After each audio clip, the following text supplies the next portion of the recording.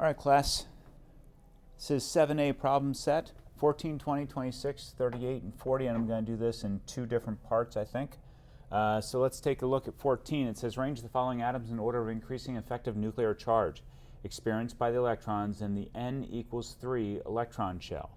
So that means that all of these, let me just check to make sure. Okay, so the K is in the fourth, here we go, there we go, is in the fourth period, magnesium's in the third, phosphorus is in the third, RH is in the fourth, and Ti is in the third.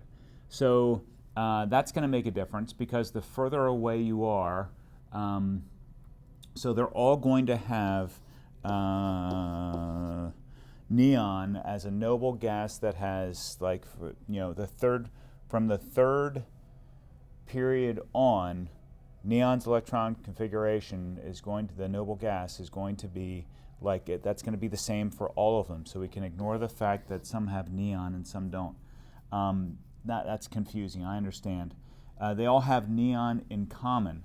Now the ones with the 4 in the fourth period also have argon in common, but because we're looking at all 5 of them, okay, so here's what we're going to do. We're going to start off further to the left and further closest to the top. And so that one would be, magnesium would have the smallest effective nuclear charge because it has neons, noble gas, and there's only 2 valence electrons. So that one would come first, and then as we go across the periodic table, you're going to have a higher effective nuclear charge first, like going across, and then when we jump down to the fourth period, then again, like it's going to be another jump of higher effective nuclear charge. So also in the third period, from magnesium would be, and titanium's in the fourth, not the third, would be phosphorus. So phosphorus would come next. And then the first one in the fourth period would be potassium. And then after that would be titanium. And then after that would be rhodium. And all I did was start in the top left corner and work my way across the period, and then jump down to the next period, fourth period, and work my way across that period. And that should do it for number 14. Excellent. Okay, so it says the experimental bismuth iodine bond length in bismuth triiodide is 2.81 angstroms. What is angstroms? Okay, so let's just take a second to take a look at this.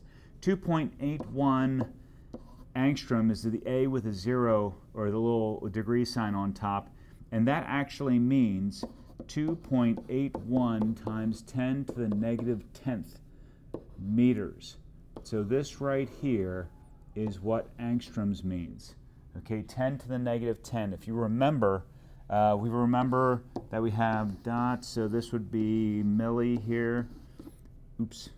This one is micro, that looks like the weird one. And then we have nano at times 10 to the negative 9th. That's what that is. And then we have 1, 2, 3. This would be nano pico, which is times 10 to the negative 10th.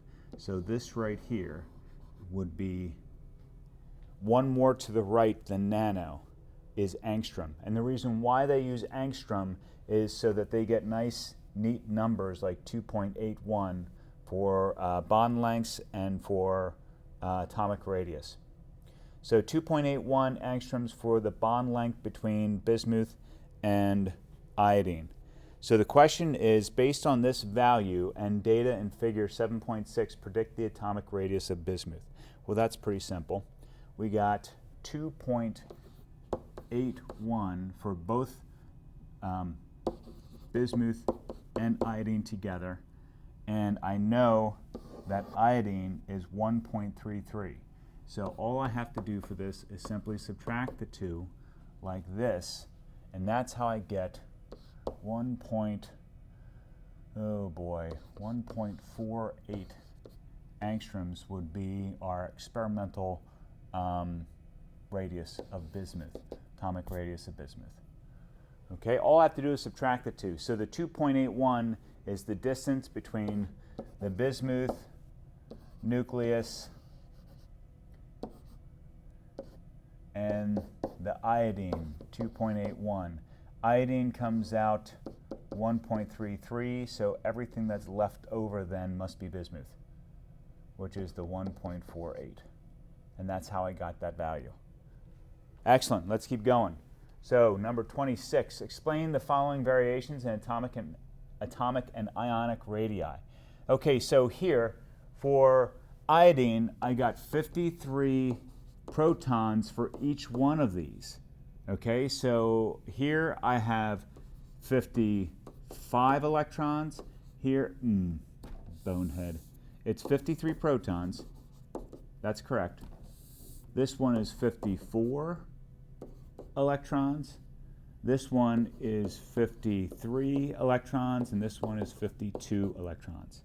Okay, notice that when we keep taking electrons away, when you take away electrons,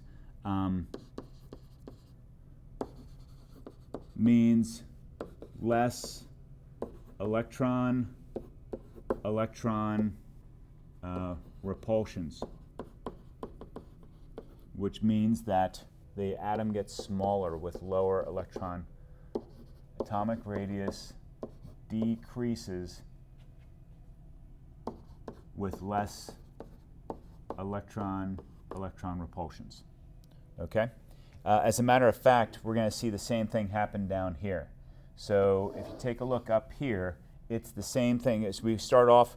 This has 26 protons. Oops, 26 protons. There we go. This one here has 26 electrons.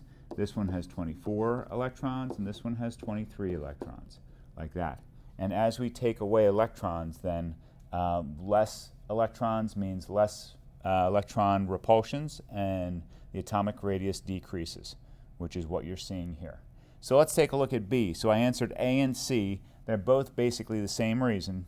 So B says, what if we have calcium, magnesium, and beryllium?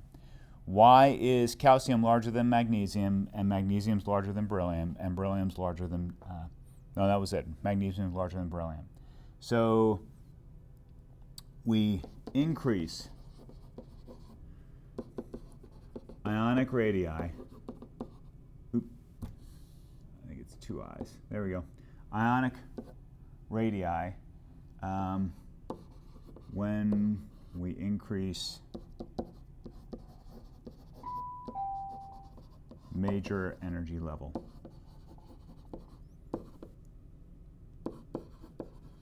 Major energy level or period of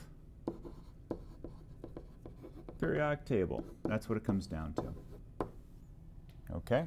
We increase the atomic radii when we increase the number of major energy levels. Okay. And if you take a look here, you can see what's happening. Here's the ionic radius of lithium, beryllium. Notice that it decreases as you go across. Oh no, that's the atomic. Forget that. Okay. But as you go down though, here, this is it. Beryllium is 0.31, 0.66, and 0.99. So you can see how it increases as you go down because you're increasing the number of atomic radii. And I'm going to stop here, and we'll do this in part B.